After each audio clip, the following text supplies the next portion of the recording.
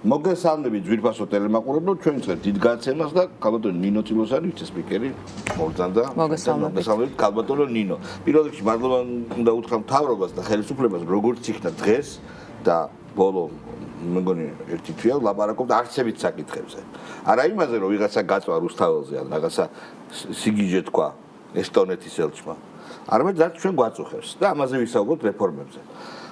თითქოს მოვიცალეთ რეფორმებისთვის, ანუ რესურსი გვაქვს უკვე და ვფიქრობთ ამ რეფორმებზე. თქვენ ეპიცენტრში ხართ რეფორმების, ერთ-ერთ კომისიაშიც ხართ. დიახ. ფასების დაკლების, რეგულირების უბრალოდ. და როგორც მე ვიცი, კიდევ ერთხელ განუმარტეთ ხალხს, არა მარტო სურსაც ეხება, გაიზარდა ინტერესების სფერო ამ კომისიის. აი თუ შეიძლება პრემიერმა ახსენა პესტიციდები და სხვა რაღაც საქონელი და კარგად რომ განმარტოთ ეს ბოლო სიახლე არის. კი, აუცილებლად. რა თქმა უნდა, ჩვენთვისაც ეს ძალიან დიდი საკითხია, როდესაც უკვე მიუახლოვდით მოსახლეობისთვის საჭიროებარო პრობლემებს. ეს არის ფასები და ფასების ზრდიდან გამომწვეული უკმაყოფილება, რომელიც შეიძლება ითქვას, რომ არ არის ახალი. უბრალოდ დაგეთანხმებით, რომ იმდენად დიდი იყო გარედაში და უსაფრთხოების გამოწვევები, რომ ფიზიკურად ამ თემამდე ვერ მივდიოდით და აი დადგა მომენტი, როდესაც ყველა ასეთ მნიშვნელოვან საკითხს უნდა ჩაუყმავდით. მე წარმოვადგენ პარლამენტის კომისიას, რომელიც სწავლობს ფასების შემსწავლელი კომისია არის.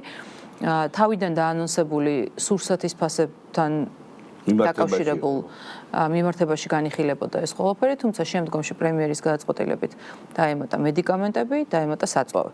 თუმცა თქვენ რაღაც პესტიციდები და ასე შემდეგ ახსენეთ, ეს თამდევი პროცესი არის ამ მოსმენების დროს, ყველაფერი რაც თქვა ადგილობრივ წარმოებას, სასურსათო პროდუქტებს, პირველადი მოხმარების პროდუქტებს და ასე შემდეგ სხვა შესასწავლ საკითხებსთან დაკავშირებული იქნება, რა თქმა უნდა, იქნება საინტერესო და ჩვენი რეკომენდაციების თუ რეგულაციების საგანიც გახდება.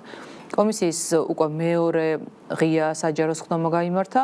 ვფიქრობ, რომ მნიშვნელოვანი და სერიოზული აღმოჩენები გააკეთა ჩვენმა მოსახლეობამაც და მათ შორის ჩვენც. მიუხედავად იმისა, რომ შეგრძნებების და ფინანსურ დონეზე ეს სურსათის ფასები ყველას აზიანებდა, ჩვენ ახლა უფრო მეტ სიღრმეში შევედით, საიდან მოდის პრობლემა. თუმცა მეორე ნაწილიც უნდა ვთქვათ ამ ყველაფრის, ჩვენ ჯერ ვუსმენთ მწარმოებლებს, დისტრიბუტორები იქნებიან შემდეგ ეტაპზე და უკვე საბოლოო ჯამში სასურსათო პროდუქტების ქსელებსაც მოусმენთ წარმომადგენლებს. თუმცა მათ გასამართლებლადაც რო ვთქვათ, რაღაც სამხედრო პოზიცია რო არ დავიკავოთ. მათთვისაც ეს იყო ბიზნესის წარმოების მომენტი, სადაც მათ არანაირი შეზღუდვა და რეგულაცია არ ჰქონდათ. იმით რომ დიდი გადასახადები кэшბექის სახით თუ სხვადასხვა პროცენტების დახზე განთავსების, მარკეტინგის, დიჯიტალიზაციის, აქციების, ასე შემდეგ 9 გადასახადი მოაგროვეს. ზედმეტები ხარჯებიო ადრე იყო კომუნისტების დროს ეგრე ამბობდნენ კი ბატონო. ეს ყველაფერი მათ საკუთარი ბიზნეს ინტერესებიდან გამომდინარე დააწესეს. ამით არანაირი კანონი არ დაურღვევიათ, ამიტომ ის რომ ერთმნიშვნელოვნად დავინახოთ ქსელები როგორც დამნაშავე და რაღაცა დემონიზაცია მოვახდინოთ, ესეც არასწორია. მე დარწმუნებული ვარ, რომ ისინიც ამ პროცესში ჯანსაღად ჩაერთვებიან და რასაც მართლა ცოტა არანორმალურად ვუყურებთ, რომ ამხელა ფასნამატი ხა დღეს საოცრება თქვა ერთ-ერთმა მწარმოებელმა, მაგალითად 5 ლარი თუ ღირს მისი პროდუქცია, როდესაც შედის ქსელში, საბოლოო ჯამში იმდენი გადასახადები არის მაღაზიიდან დაწესებული, ქსელისგან დაწესებული, რომ იყიდება 14 ლარად. წარმოიდგინეთ, 5 ლარი აქვს მწარმოებელს ღირებულება და 9 ლარი შეიძლება ქსელის ღირებულება ემატებოდეს. ეს, რა თქმა უნდა, არ არის სტანდარტული პროცენტი. ამ ადამიანმა ძალიან ალალად და გულახდილად კიდეც გაიკვირვა, რომ ჩემთანო 185%-ს ამატებენ და საიდან მოიტანეთ 86%-ია, თუმცა 85% ეს არის გასაშვალებული, რა თქმა უნდა. ეს თქვა პრემიერმა. აი, უყურეთ თქვენ ეკონომიკაში კარგად ერკვევით. ეკონომისტი ვარ, კი. ვიცი რომ კარგად ერკვევით და მინდა დავსვა კითხვა, რომელსაც ვერც ერთი ოპოზიციონერი ვერ გისვათ. იმიტომ რომ იდიოტები არიან და მე მინდა კრიტიკული კითხვა დაგისვათ. ჩვენ ვართ ბენდუქიძის ეკონომიკის ჩვენ გვაქვს დერეგულირებული ეკონომიკა, რითაც თავს ვიწოდეთ. Doing business-ით და ასე შემდეგ. ვართ პირველ ადგილზე. დერეგულირებულია ჩვენი ეკონომიკა. თქვენ რეგულაციები უნდა შემოიღოთ მაშინ. და უყურეთ აქ როგორ არის, მან რთულია. თუ ჩვენ რაღაცა გვაქვს დერეგულირებული ბენდოკიძის ველური კაპიტალიზმი, ესე იგი ამას მთლიანად ვცვლით ჩვენ და გადავდივართ ევროპაში როგორც არის რეგულირებად ეკონომიკაზე. ევროპის მთელ ქვეყნებში ესეა. ეს არის ტექტონიკური ძვრა. როგორ აპირებთ? აი მე მგონი ძალიან მნიშვნელოვანი შეკითხვა დაგისვით. იმიტომ რომ აი თქვენ რო ამბობთ რომ სოციალური პასუხისმგებლობაა. გამოვა ის და იტყვის რომ ბიზნესს ეხა ვერ აშინებთ, არც დააშინებთ. ბიზნესს რა თქმა უნდა. ბევრჯერ ამბობთ რომ და სწორადაც რომ ბიზნესს ჩვენ არ ვაშინებთ. გამოვა და იტყვის რომ მე არ მაქვს ეს პასუხისმგებლობა. კი. მე რა ხდება? საინტერესო კითხვაა, დაგეთანხმებით ოპოზიციის შეფასებაზე, თუმცა ისეთი უხეში იყო თქვენი მხრიდან. არა, ზუსტია. მათ შორის ოპოზიციის რადიკალური ოპოზიციის წარმომადგენლებიც ესწრებიან ამ კომისიას და ფაქტიურად ან ძალიან სასაცილო კითხვები აქვს, ან კითხვები არა აქვს, ამიტომ ძალიან კარგი რომ თქვენ დასვით ეს კითხვა. ხო, აი, მარტივი კითხვა. ხო, მე ბიზნესიდან წამოსული ადამიანი ვარ, ამიტომ მე ვერ ვიტყვი და ვერ დამობრალებენ რომ ბიზნესს ვერ ტერები. ანუ ერთში. მაგრამ ამის მიუხედავად მე წარმოვადგენ სახელმწიფოს და ყველა ნორმალური სახელმწიფო ერევა რომ ბიზნეს ინტერესები და საზოგადოებრივი ინტერესები დააბალანსოს. ბიზნესის ბუნება არის რომ მას უნდა მეტი მოგება მიიღოს. თავისთავად აქ არაფერი არ არის გასაკვირი და ის წავა იქამდე სანამ ამას გაუშვებს რეგულაცია ან სამართლიანი თამაშის წესები. უყურეთ ჩვენ ხშირად მეც ვამბობდი, მაგრამ არასწორია თავად ტერმინი რომ ბიზნესი თავისუფალია. ბიზნესი თავისუფალი არის იმ პირობებში, რა პირობებშიც ევროკავშირს მაგალითად რეგულაციები აქვს შემოღებული. ეს არ ნიშნავს რომ ბიზნესი თავისუფალი არ არის. ბიზნესის თავისუფლებაში ჩვენ იმას ვამბობთ რომ სახელმწიფო აღარ არეკეტებს აღარ უვარდება, უკანონოდ არ შედის მის საქმიანობაში, მაგრამ სრულებით სხვა არის, როცა ჩვენ ხედავ რომ ასიმეტრიული ურთიერთობა აქვს ქსელს წარმოებელს და ამ ყველაფერში ყველაზე მეტად როდესაც იჩაგრება მომხმარებელი. აი ამას როდესაც უყურებ, წარმოუდგენელია სახელმწიფო და სახელმწიფოს წარმოადგენელი რისთვისაც აგირჩიეს და რისთვისაც ხარ, რომ ეს შენი მოქალაქეების ინტერესები მართო და ასე ვთქვათ თამაშის წესები დააწესო, ამის პარალელურად რომ შენ არ მიიღო რაღაც რეგულაციები, ეს არის წარმოუდგენელი. მე ხა საინტერესო მაგალითს მოვიყვან და ალბათ საზოგადოება და მათ შორის ბიზნესიც ძალიან კარგად დაინახავს, რაზე ვსაუბრობთ. ჩვენ გვაქვს რეგულირებადი სფეროები. ეს არის ელექტროენერგია და წყალი. ბუნებრივი მონოპოლიები, კი.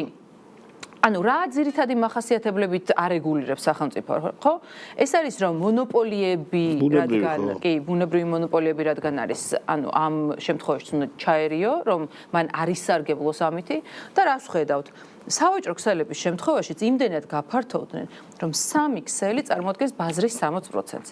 ეს არის გარკვეულწილად მიახლოებული ბუნებრივ მონოპოლიასთან. რატომ ვარეგულირებთ, თქვათ, ტელეფონის, ელექტროენერგიის და ასე შემდეგ საკითხებს, ხო? იმიტომ რომ ეს არის პროდუქტი, რომელსაც ყველა განურჩევლად სქესისა, ასაკისა და ასე შემდეგ, ანუ საყოველთაო მოხმარების არის. ესეთივე საყოველთაო მოხმარების არის ის პირველადი სასურსათო პროდუქტები, რომელზეც ახლა ჩვენ ვსაუბრობთ. ამიტომ ამ კუთხით ყველანაირად ჯდება იმაში, რომ შესაძლოა ახლა სრულად რეგულირებული არ იყოს, მაგრამ სამართლიანი თამაშის წესები იყოს დაწესებული. მეორე, როდესაც შენ არ ერევი დიდი და შედარებით პატარა აქტორის ურთიერთობაში, ვიღებთ იმას, რასაც ვიღებთ. დღეს გვითხრა და მეორე დღე არის უკვე გვიდასტურებენ, რომ წარმოგიდგენთ გაყიდული პროდუქცია, რომლის თანხა შედის ქსელს 45 დღიდან 60 დღემდე და ვიღაცის შემთხვევაში უსასრულოდ არ ეძლევა წარმოებელს. ეს ხარჯია იმისთვის. წარმოებელი 60 დღე იხდის სესხის პროცენტს, მაშინ როდესაც მისი განთავსებული კი არა, გაყიდული პროდუქციის თანხა მიღებული აქვს ქსელს და ის თავისი ინტერესი რა თქმა უნდა. და როდესაც ასეთ უსამართლობებს უყურებ და ეს გზა გაიარა ევროკავშირმა, ზუსტად ეს, რაზეც მე ვსაუბრობ, გადახდის პირობები, რამდენად არ შეიძლება რომ მარტო ერთი მხარე აწესებდეს საკონტრაქტო პირობებს, ანუ მცირე ბიზნესის უფლებები დაცული არის და ეს რეგულაციები არსებობს. რა თქმა უნდა. შესაბამისად, თქვენ ამბობთ იმას, რასაც აი ვერ გეკითხებიან ეს იდიოტები, მაგრამ რეალურად ესეა. ჩვენ ველური დერეგულაციის შემდეგ პარლამენტში რატოა კანონი უნდა მიიღოთ, პარლამენტს რა შეუძლია კანონის მიღება. ესე იგი ჩვენ უნდა მივიღოთ გარკვეული რეგულირება. ეს არის ფინალი თქვენი მუშაობის, ხო?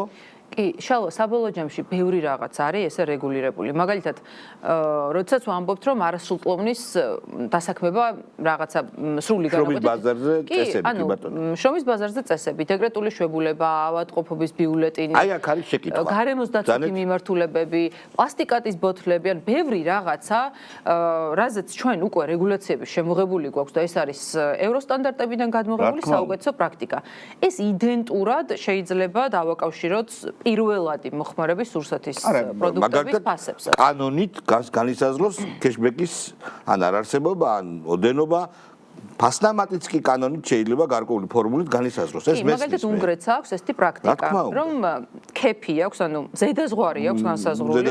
რამდენი შეიძლება რომ დაღზე საწყის ღირებულებას დაამატოს გამყიდვა. კი ბატონო. ეს შეიძლება ყველაზე რადიკალური ზომა იყოს. მე ვერ ვიტყვი რომ ეხლა ჩვენ რომელიმე კონკრეტულ მოდელს ვემხრობით, მაგრამ იმისთვის რომ საზოგადოებამაც გაიგოს, თქვათ რა პრაქტიკები ან რა მოდელები არსებობს, ეს აუცილებლად სათქმელია. მაშინ ესე ვთქვათ. არის ესეთი ხმა, რომ ლიბერტარიანული მიდგომების გამო განვითარდა საქართველოს ეკონომიკა. ხომ შეიძლება აქ საფრთხე აღმოჩნდეს, რომ რეგულაციები შემცირდეს. მე ეშმაკის ადვოკატი ვარ ახლა. ხო, არავითარ შემთხვევაში ჩვენ ეკონომიკაში რაც ქართული ოცნება არის მოსული ლიბერტარიანული პოლიტიკით არ ვხემძღვანელობთ ეკონომიკური პოლიტიკით პირიქით, რაც სრულად დერეგულირებული ქონდათ. ეს არის გარემოს დაცვის მიმართულება, სურსათის უნებლობა, ჯანმრთელობის უსაფრთხოება, ყველაფერი ნელ-ნელა მივყევით და თითეული სფერო დავარეგულირეთ და რაც ყველაზე გულდასაწყვეტია, ყველაზე მეტად რაც ტვირთად აწევს ჩვენს მოქალაქეებს, ეს არის ეს სასურსათო ფასები და პირველადი მოხმარების პროდუქტებზე ფასები, სამწუხაროდ ყველაზე გვიან მივედით ამ საკითხამდე, თუმცა არასდროს არ არის გვიან ალბათ, მე ვფიქრობ, რომ ახლაც კონკრეტული შედეგის დადება შეგვიძლია. ოქროშუალის პოვნა ძალიან მნიშვნელოვანი, რომ ბიზნეს, მაგალითად, როცა დაუწესებ რეგულაციებს, არ აღიქვას ბიზნესმა, აღიქვას თავი დაანებე.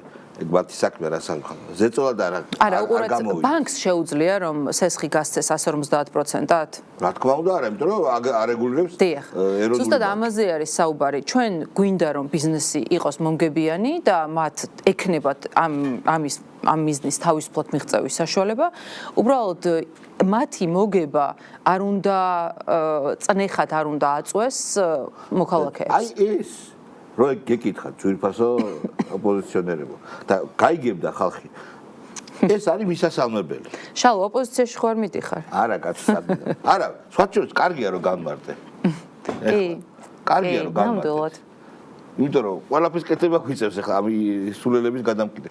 ჩვენ შეგვიძლია რომ ამის მომხრე იქნება და არის ფასების დაკლების მომხრე არის. მე ვფიქრობ რომ თვითონ ქსელებიც როდესაც დაინახავენ ამ სურათს და ამ პროცესს, იმიტომ რომ ესეც კიდევ ერთხელ ვიმეორებ რომ მათგან დამოუკიდებლად, ანუ მათ მიეცათ ამის გაკეთების საშუალება და შესაბამისად მათ არაფერი არ დაურღვევიათ, მათ კეთილსინდისიერებაზეც არ მინდა რომ რაღაც შტილი მივაყენო, უბრალოდ ეს ბიზნესის ველური ბიზნესის ექსპანსიონისტური, რომ სადაც ნიშას ნახავს, სადაც სიძლიერეს ნახავს, იქ მცირე პარტნიორს ჩაგრავს ხო? ეს არის ბუნებრივი მოთხოვნილება ბიზნესის, რომ გადიდდეს, გაიზარდოს და აბსოლუტური რეფორმა. ისე რომ რაღაცნაირად უმკივნეულოდ შედარებით ისეთი აღარ იყოს პირობები, სასათბურე შეიძლება ქსელებისთვის, ეს კეშბექი მართლა პრობლემაა, რეალურად პრობლემა არის. იმიტომ რომ მას შეუძლია უთხრას მომწოდებას, რომელიღაცა პროდუქციის, რომ არ მიგიღებ მაშინ. იმაში რა ქვია, დახზე არ დავდებ. და ასე შემდეგ და ესეც დასარეგულირებელია, ბუნებრივია. კი, ეს და ბევრი ძალიან საინტერესო კომპონენტი გამოიკვეთება. მათ შორის მაგალითად ქონდა საუბარი, წარმოიდგინეთ ერთ-ერთმა ხორცის მწარმოებელმა 40 ტონა ხორცპროდუქტის უტილიზაცია უწევს, იმიტომ რომ გადაყრა, ესე რომ ვთქვათ. გვერასაღებს. ხო, იმიტომ რომ ვადა ეწურება და შემდგომში გააქვთ ქსელები და ამის განადგურებას აკეთებენ. მაშინ, როდესაც ქსელების და თავად წარმოებლის კეთილინება რომ იყოს, შეიძლება ნახევრად და მესამედ ფასში 2 დღით ადრე ვიდრე ვადა იწურება. ეს მომხმარებელმა მიიღოს და რა თქმა უნდა არის. ჩვენ კანონიც მივიღეთ სურსათის ბანკთან დაკავშირებით, თუმცა ამ კანონში მალფუჭებათი პროდუქტებზე არაფერია ნათქვამი, მაგრამ ეს სპეციალურად მოვიძიე საგადასახადო საგადასახადო პრაქტიკაც საგადასახადოც იმდენად კარგად არის აწყობილი, რომ თვითღირებულებაზე ნაკლებადაც რომ გაყიდოს, როდესაც უკვე ვადა ეწურება, არანაირი პრობლემა არ ექნება, გაყიდული თანხიდან დაიბეგრება. როგორც ქსელი, ასევე მწარმოებელი. აი, კვერცხზე, ხო? არის ეს პრაქტიკა, რომ დღევანდელი უფრო ძვირი ის ვიდრე 5 დღის კვერცხი. იმიტომ რომ ესია კვერცხი ხო ფუჭდება და როცა მიდის ვადა გაზდის 2 დღეში შეიძლება ნახევარფაში გაყიდო, ოღონდ ის მავნებელი კი არ არის ორგანიზმისთვის. რა თქმა უნდა. ეს კარგია პრაქტიკა, ეს პრაქტიკა. ხო, აი ესეთი მნიშვნელოვანი შესაძლოა არც ისე მსხვილი, მაგრამ პატარა მიგნებები ბევრი გაკეთდეს. კი, მეც მგონია რომ საკმაოდ ხელშესახები იქნება სხვადასხვა სოციალური ჯგუფებისთვის და ეს ახალი არ ვიცოდი ეს ამბავი, რომ ეხლა უკვე მიდის მსჯელობა, რომ ამაზეც რეგულაცია შემოიღოთ, ხო? კი, ნამდვილად. ძალიან კარგი. გავარკვეთ ახლა ეს საკითხი. ახლა მეორე საკითხი, რომელიც აწუხებთ ახლა რიგ მოქალაქეებს, როგორც იქნა ჩემი ოცნება ასრულდა, მე ნაფიზიკოს არის სტუდენტი ვარ და მიექცა ყურადღება ტექნიკურ დისციპლინებს, რომელიც ასე გვჭირდება. ჩვენ არ გვჭირდება ამდენი იურისტი, ამდენი ხელოვნებაცოდნე, ფილოსოფოსი და ასე შემდეგ. გამოვიდა მინისტრი და ძალიან კარგად ციფრებით მოგვიყვა თუ რამდენი შრომის ბაზარი ამოთხოვნას აყენებს და როგორ არაადეკვატურად პასუხობს ჩვენი უმაღლესი განათლების ბაზარი. აქტუელი თქვენ რაიმე პოლიტიკურ წინააღმდეგობას. მე რასაც უყურებ ახლა ავადსახსენებელი ილიაუნი ჯერ ილიას სახელი რო ქვია მაგ უნივერსიტეტს ეგ ცალკე ცინიზმია, მაგრამ ნუ მაგას თავი დავანებოთ. ვერ ამღვრევს წყალს ისე. ყველას ესმის ამ ზომის საჭიროება. და თუ როცა გპ-ის გაუქმებაზე იყო ლაპარაკი, საუკეთესო ტრადიციებით ქართულმა უცნებამ მოусმინა ხალხს და გადაწყვეტილება შეცვალა. ეს იყო პრობლემა. ეხლა ეს პრობლემა აღარ არის.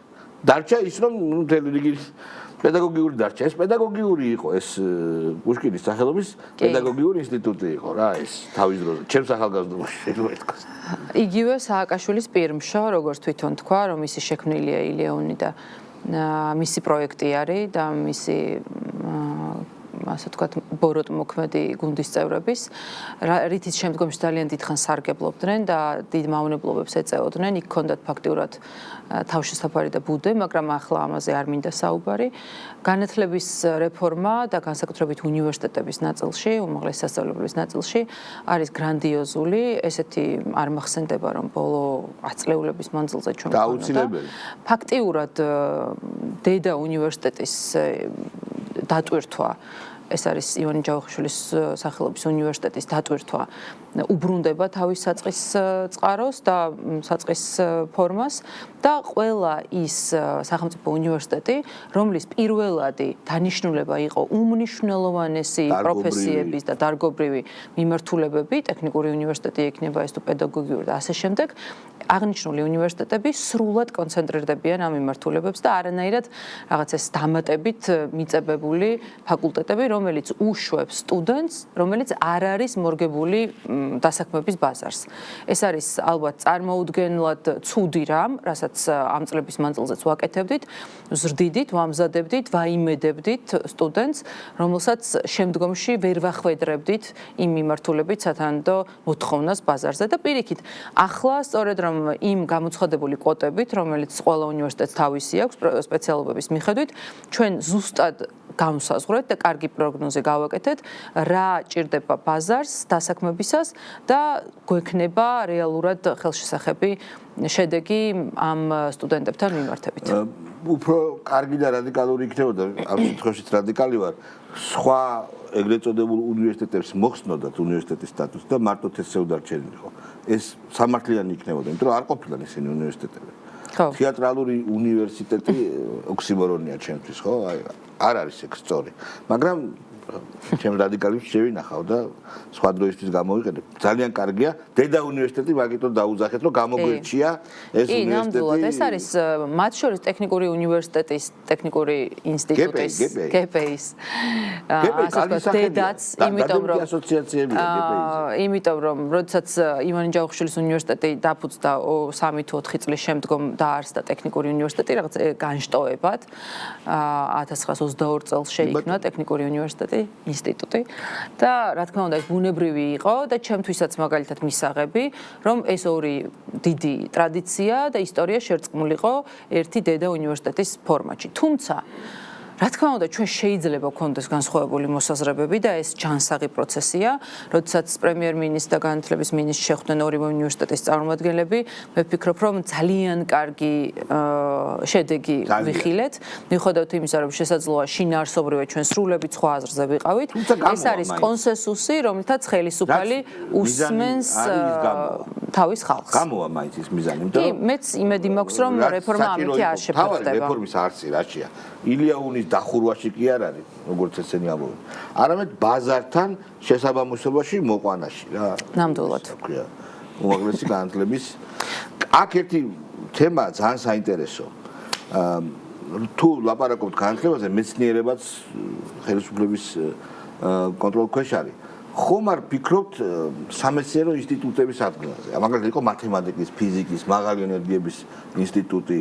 ძალიან კარგი ინსტიტუტები, ანუ ახალგაზრდა კურსდამთავრებულები, მეცნიერები მუშაობდნენ გარკვეულ პროექტებს ატარებდნენ. იყო, ეხლა შემდეგ სააკაშვილმა დახურა ესენი, მიყვა და ყველა დახურა. და კვლევების და მეცნიერების ნაწილი სრულად განადგურდა. ხო. კი, როგორც ჩემთვის ცნობილია, თავისთავად ამაზე ცალკე წარმოადგენენ ალბათ კონცეფციას, თუმცა თვითონ უნივერსიტეტების შიგნით ძალიან გაძლიერდება სამეცნიერო და კვლევითი ნაწილი. იმიტომ რომ თუ უცხოეთის მაგალითებს ნახავთ, იყო უბრალოდ კი. ანუ სტრუქტურულად შესაძლოა ახლა საუნივერსიტეტო კვლევითი და სამეცნიერო ცენტრები გაძლიერდეს. ხო, იმიტომ რომ მაგალითად უცხოეთის მაგალითზე თვითონ უნივერსიტეტებს აქვთ უძლიერესი სამეცნიერო კვლევითი დანაყოფები და ამიტომ ხო, ანუ ამაზეც ალბათ მინისტრს ექნება შესაბამისი ანონსი. შემდეგი რეფორმა ეს არის საბოლოოდ ჩაკეტვა არალეგალური გავლენის ფულისა პოლიტიკაში. ეს ხადია რომ აუცილებელი არის, იმიტომ რომ დღევანდელი ვითარება სიმშვიდის საშუალებას გვაძლევს, იმიტომ რომ საბოლოოდ განადგურებულები არიან. მაგრამ ხომ შეიძლება ეს რაღაცა დროის შემდეგ შეიცვალოს, ან განსაკუთრებით დიდი ფული ჩაისხას, ან შეიცვალოს ვითარება. ჯობია საკანონმდებლოდ ამოუქოლოთ ის ხრელები. ამაზე რომ გააკეთოთ კომენტარი. ესე იგი თემა, რომელიც ეხება უცხოეთიდან შემოსულ დაფინანსებას, უცხოურ გავლენებს, იმდენად პოპულარული გახდა, რომ ქვეყნები ერთმანეთს ასწრებენ, როგორ მიიღონ ეს რეგულაციები. დიდი ბრიტანეთის შემთხვევაშიც ახლა გუშინ გაკეთდა ბევრი განცხადება იმასთან დაკავშირებით, როგორ ჭირდებათ უფრო მკაცრად დაარეგულირონ უცხოური ჩარევები და არა მხოლოდ მთლიანად ევროკავშირის მასშტაბითაც აღნიშნული იდეა მუშაობის და უკვე მიღების პროცესში არის, მათ შორის ჩვენ გამოგვეგზავნა EUTHOS თუ არ ვწდები სამდივნოდან მოთხოვნა, რომ მათ აინტერესებთ ჩვენი პრაქტიკის გაზიარება უცხოური გავლენების შემცირებასთან დაკავშირებით. კი, ნამდვილად სასაცილო პოლიტიკურ პროცესებში. კი, ნამდვილად საინტერესო პოლიტიკურ პროცესებში და გლობალურ პროცესებში მონაწილეობთ, მაგრამ რაც მე მგონი ჩვენ ხალხთან შევთანხმდით არის, რომ ჩვენი გზა ვიცით და ეს გზა იმდენად მკაფიო არის, რომ ვერავინ ვერ გადაგვიყვანს, ვერც აქეთ, ვერც იქეთ. ამიტომ ვფიქრობ, რომ უფრო და უფრო მსოფლიო და ის ქვეყნები გადმოვლენ ჩვენს მხარეს, რომელსაც წესით ჩვენთან ერთად უნდა აერთიანებდეს ის მნიშვნელოვანი ღირებულებები, რაც არის დემოკრატია, ხალხის არჩევანის პატივისცემა, ქვეყნების სუვერენიტეტი, ტრადიციები და ასე შემდეგ. ამიტომ ნელ-ნელა უფრო ვნახავთ ბევრ ქვეყანას, რომელიც გვიახლოვდება ჩვენ, თუმცა ამის მიუხედავად გააგრძელებენ ჩვენს კრიტიკას. ამასაც შევეჩვიეთ, მაგრამ რეალურად ამ კრიტიკას ხომ იმიტომ აკეთებენ, რომ ქართულ ხალხზე უნდა ემოქმედათ ფსიქოლოგიურად, ემოციურად, მენტალურად. და რადგან ამ კუთხით უკვე აღარ მუშაობს ეს კრიტიკა, მე ვფიქრობ, რომ ჩვენ მხოლოდ შეგვიძლია რომ ღიმილით შევხედოთ ამ ყველაფერს, ესეც აუცილებლად ცვალებადი იქნება და ისევე დაინგრევა და ისევე ჩამოხსნიან, როგორც USAID-ის სტრაფარეტი ჩამოხსნეს კედლიდან. თუმცა რიგი ქვეყნების არ მინდა გვარდასახელის დასახელება ელჩების ქმედება აღშფოთებას იწვევს.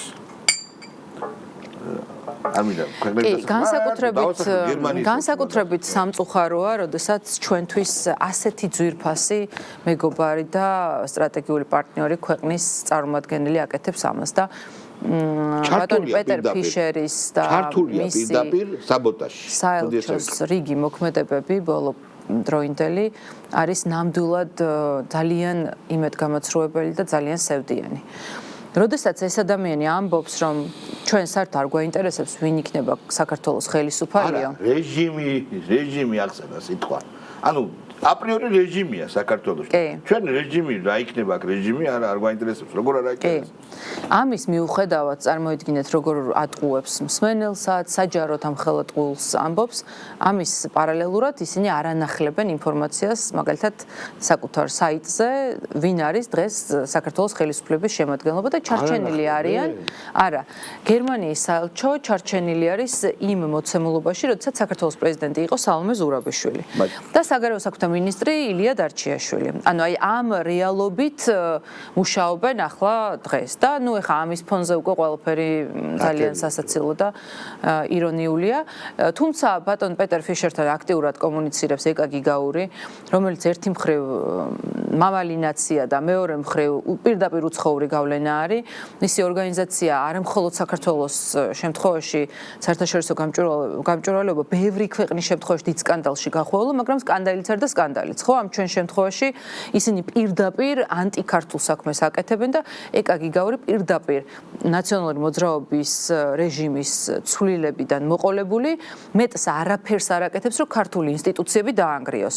დააზიანოს სასამართლო, დააზიანოს პარლამენტი, დააზიანოს ხალხის არჩეული დეპუტატების იმიჯი, საქართველოს სახელი საზღვარგარეთ, წეროს დანოსები, ცრუ დასმენები და ასე შემდეგ. და ბოლოს შეკითხვა ამ განაცემაში რა თქმა უნდა კიდევ ერთხელ აუნიშნოთ რაც თავში თქვით რომ ამ ეგრეთ წოდებული ოპოზიციის კრახის შემდეგ თითქოს გაჩნდა რესურსი რომ საქართველოზე ვიზრუნოთ რეფორმებზე მაგრამ ეხლა ჩვენ ვატყობთ რომ ისევ დაიწყო შეტევა უცხოურ ფლანგზე შეიძლება ესე ძლიერი არა როგორც მანამდე აქ უკვე პრობლემას ხედავ რაში რომ არ გვაძლევენ საშუალებას მაინდამაინც დიდ მანევრს არ გვაძლევენ რომ აი ჩვენი თავით დავკავდეთ აი აქაც ხელისუფლებამ გარკვეულწილად უნდა გაანაწილოს თავისი რესურსი. ხო, დიდი სიფრთხილე და დიდი დაკვირვებულობა გვიწევს ამ პროცესებში. თქვენ იცით, რომ ბევრი საინტერესო შეხვედრა გაიმართა, როგორც საქართველოს პრეზიდენტს და JD Vance, მარკო რუბიოს შორის, ასევე სახელმწიფო უსაფრთხოების სამსახურის ხელმძღვანელი იმყოფებოდა ამერიკის შეერთებულ შტატებში. მაკა ბოჭერიშვილი ესწრება ახლა მიუნხენის უსაფრთხოების კონფერენციას. ეს უმნიშვნელოვანესი ფორმატები ჩვენთვის რაღაც გარკვეული პერიოდით ადრე რაღაცნაირად დაკეტილი და ჩაკეტილი იყო. ამიტომ პირველი პოზიტიური ნაბიჯი და იმპულსი რაც არის, ეს არის კომუნიკაციის შესაძლებლობა, მათ შორის მათი მზაობა, რომ მოისმინონ ჩვენგან დანახული საკითხები, იმიტომ რომ მე ვჯდარვარ შეხვედრებზე, სადაც ამერიკის შეერთებული შტატების წარმომადგენლები, მათ შორის კონგრესის, ჰელსინკის კომისიის წარმომადგენლები იყვნენ და რომ მოუყვებოდი ერთს, ანუ სრულებით სხვა რაღაცაზე მესაუბრებოდნენ და რო გადიოდნენ კიდე სხვა რაღაცას ამბობდნენ. ანუ ეს იყო იმდენად ასიმეტრიული ურთიერთობა, როდესაც ვერ ხვდები ესმის თუ არა საერთოდ.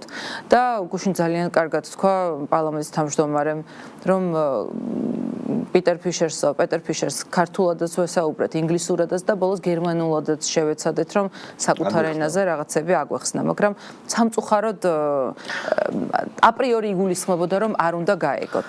დიდი მადლობა საინტერესო საუბრისთვის. მე მგონი ჩვენი მაყურებლებისთვის საინტერესო იყო.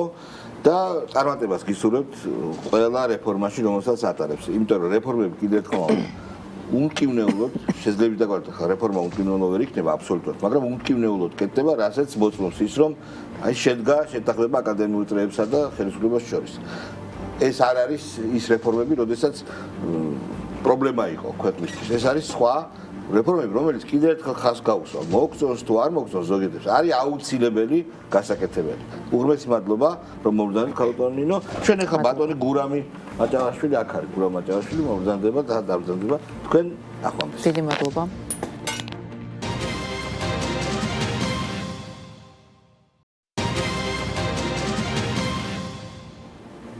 ბატონი გურამი მოვბრძანდა, ეს არის პარტია ხალხის ძალა. ბატონო გურამ, თქვენ ფასების კომისიაში ხართ, ჩვენ ძალიან კარგად ვისაუბრებთ ხელისუფლების წარმომადგენელთან ამ თემაზე. რა თქმა უნდა, თქვენთანაც ვისაუბრებთ.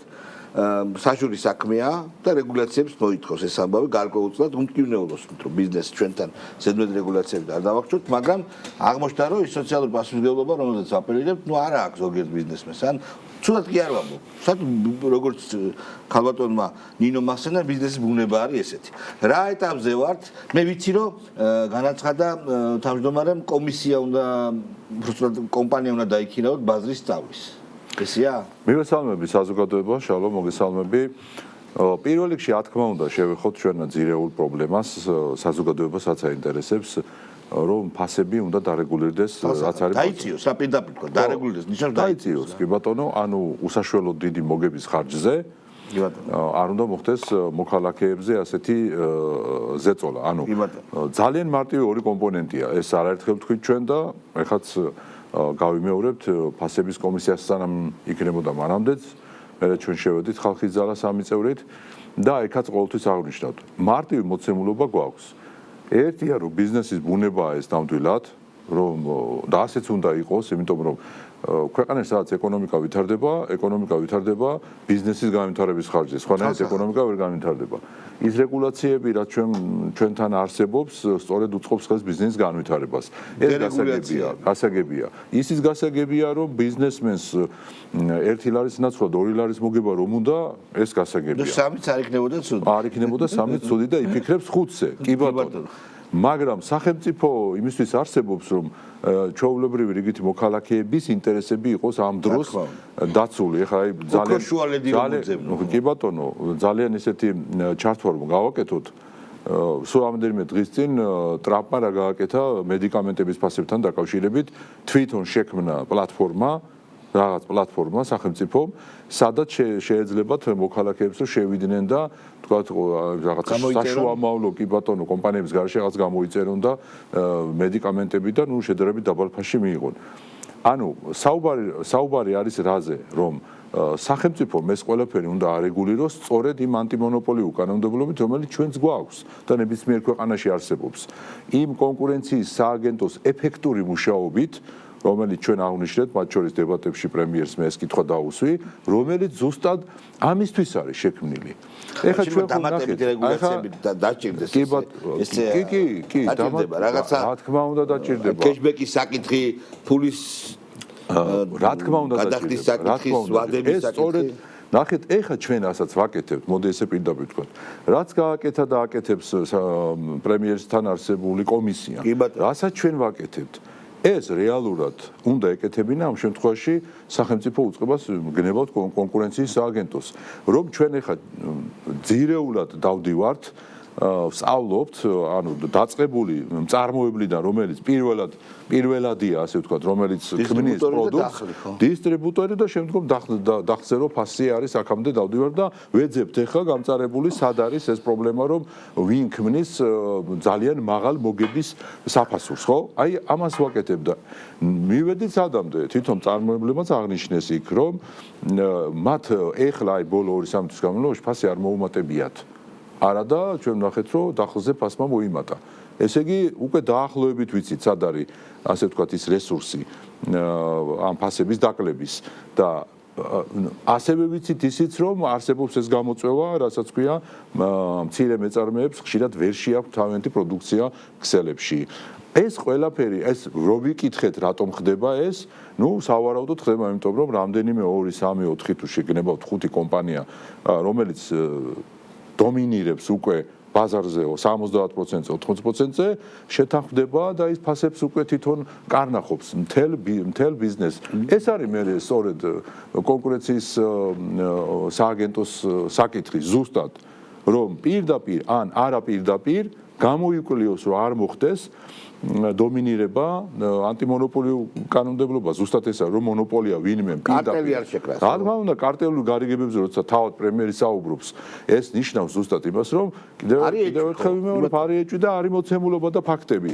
და ეს არის პირდაპირ კონკურენციის სააგენტოს, ამ შემთხვევაში ჩვენ რადგან გვაქვს ეს ინსტიტუცია, ამიტომ ვამბობ და ეს კითხვა ჩვენ დავსვით ხალხის ძალამ პრემიერს და იქიდან მივიღეთ პასუხი, რომ იქნება ამაზე გარკვეული რეაგირება. ვიმეორებ ბიზნესის განვითარების ყველაფერი კეთდება, გასაგებია ქვეყანაში და ასეც გაგრძელდება, მაგრამ აქ ოქროს შუალედი არის ზუსტად მოსაძებნი და მოიძებნება, დარწმუნებული ვარ, რომ აი მოქალაქემ სწორად გაიგოს ბიზნესს რომ უნდა დარჩეს მოგება, მაგრამ თვითონად უსაშველოდ არ უნდა გაიწეწოს, აი ამას უნდა აკეთებდეს სახელმწიფო და აი ამისთვის არის ეს კომისია და დაახლოებით 2 თვის თავზე, 3 თვის თავზე ჩვენ ეს სურათი გვექნება.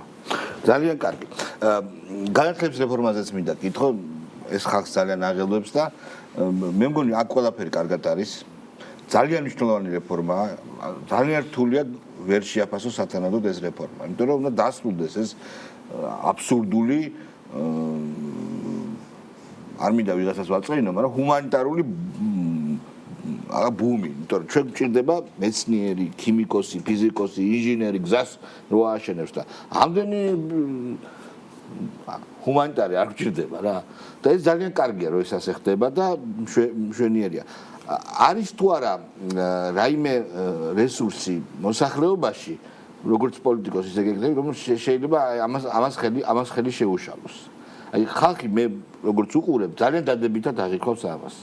ნუ ახლა ხელი შემშლელი ფაქტორები ყოველთვის და ყველგან არის. სერიოზულად ვამბობ. ეხლა მაგალითად ილიანის ხალხმა რო დაიწყო საპროტესტო აქციები, სასაცილო საპროტესტო აქციები. ხო, იმიტომ რომ არ აქვს ამას არანაირი საფუძველი. კი ბატონო. ეხლა ილიანის უნივერსიტეტი რის ბაზაზე შეიქმნა, ხო ყველამ კარგად ვიცით. პედაგოგიური უნივერსიტეტი, უცხოენების ინსტიტუტი და გორიგი სპორტის ინსტიტუტი იყო თუ არ ვცდები. ანუ სამი თუ ფიზკულტურის, სამი ინსტიტუტი უმაღლეს ასეულის ბაზაზე შეიქმნა და ეხლა როცა საუბრობ ჩვენ რომ რაშუაშია თქვათ ქიმიის ფაკულტეტი, იურიდიული ფაკულტეტთან, იგივე შეიძლება ვთქვათ ეხლა პედაგოგიური ინსტიტუტი როცა ხარ ეს ძალიან მნიშვნელოვანი ფაკულტეტია და ძალიან მნიშვნელოვანი უმაღლესი სასწავლებელია ეს და რაშუაში აქვს ფიზკულტურის ინსტიტუტი მაშინ მოდი ესე ვთქვათ.